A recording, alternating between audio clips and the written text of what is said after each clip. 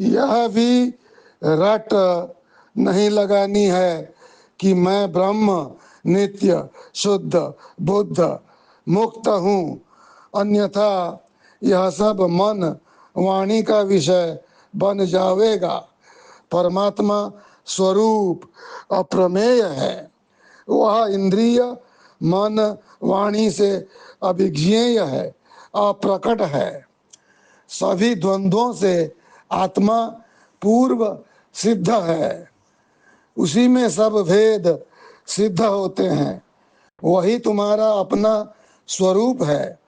किसी इंद्रिय वृत्ति देह अवस्था से मिलकर, किसी प्रत्यय से मिलकर अपने को ऐसा वैसा मत समझो। तुम्हारा स्वरूप मात्र ज्ञान है, जो नित्य है, प्राप्त है कहना भी भूल है, क्योंकि वह हमेशा कभी अन्य एवं अप्राप्त नहीं था। इसकी प्राप्ति के लिए किसी अन्य साधन करने की जरूरत नहीं है। कोई ऐसी क्रिया विचार साधन नहीं जो आत्मा के बिना सिद्ध हो सके।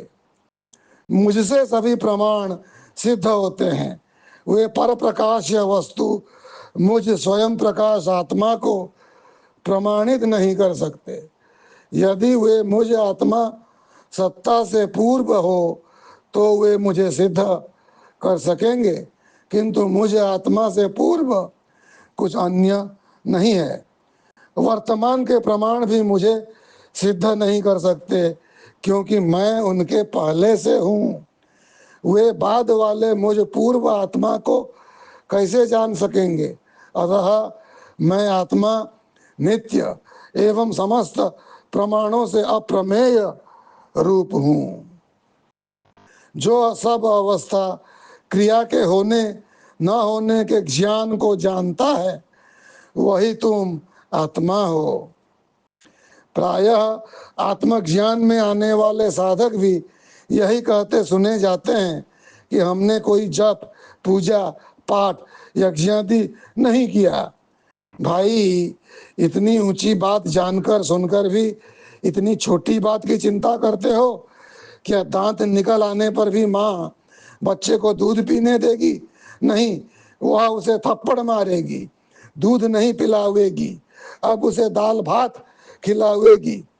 इसी प्रकार ज्ञान में प्रवेश के बाद कर्म उपासना में जीव को सतगुरु नहीं फंसावेंगे। ज्ञान प्राप्ति के बाद कुछ करना शेष नहीं रहता है। सम शांत निष्क्रिय परमात्मा को हम सम शांत एवं निष्क्रिय होकर ही जान सकेंगे। हठ योग द्वारा सम परमात्मा को नहीं जान सकेंगे। यह शरीर अनात्म जड़ वर्ग पर प्रकाश्य असत है। मैं आत्मा असंग कूटस्थ शुद्ध चेतन स्वयं प्रकाश सत हूँ। यह दोनों वृत्ति चित्त की ही है। मैं इन दोनों अवस्था का साक्षी आत्मा चित्त को भी जानने वाला सत चित आनंद प्रकाश स्वरूप हूँ। चित्त के अभाव में मैं भी हूँ, चित्त के अभाव में भी मैं हूँ, परंतु उस समय शांत एक रस केवल ज्ञान ही ज्ञान स्वरूप वाला मैं होता हूँ। कुछ जानता नहीं, यही बोध मात्र हमारा वास्तविक स्वरूप है। मुझसे ही सब कुछ प्रकट होता है। मेरे होने से ही सबका अस्तित्व है। सबका निर्वाहक मैं आत्मा ही हूँ।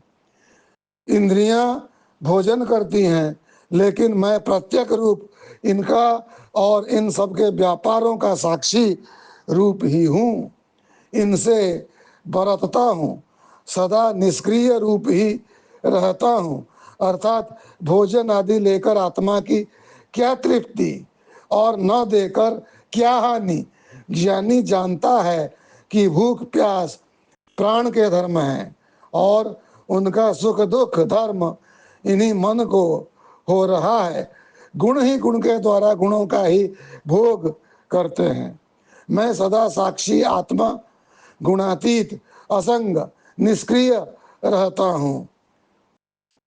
मैं करता हूँ, मैं भोगता हूँ और यह भोग्य है, ऐसी भ्रांति विद्वान को नहीं होती।